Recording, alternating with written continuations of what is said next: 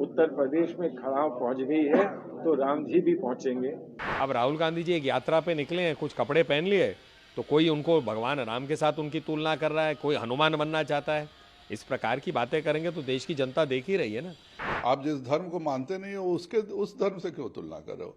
राम का नाम लो तो कम से कम श्रद्धा और विश्वास के साथ में। भगवान राम को आस्था, पूजा, इबादत की तरह मानती है, उनको अवतार मानती है। और भाजपा उनको चुनावी बिसात का मोहरा मानती है।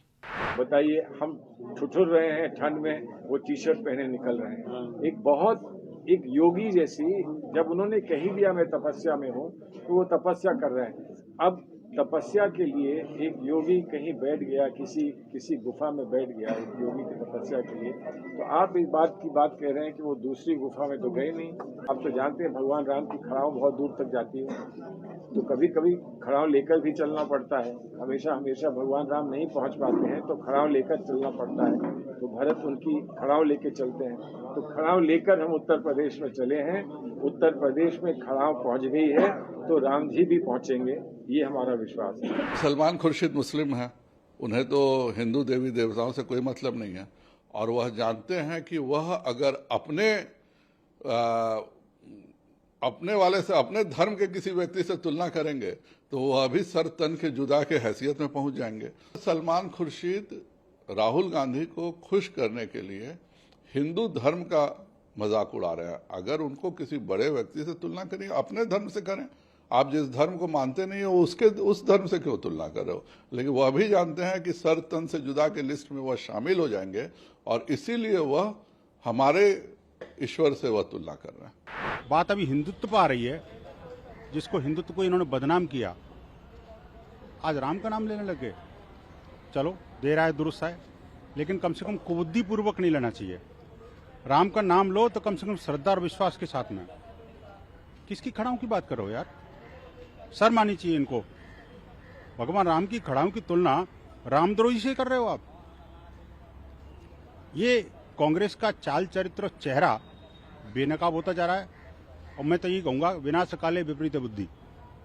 भगवान इनको सद्बुद्धि दे। कम से कम राम का नाम लेना तो सीख गए वो लोग जिन्होंने सुप्रीम कोर्ट में हलफनामा दाखिल करके कह दिया था कि राम तो हुए ही नहीं। भाजपा का मान अपमान तो राजनीतिक होता है, कुछ समझी में नहीं आता वो चाहते क्या है।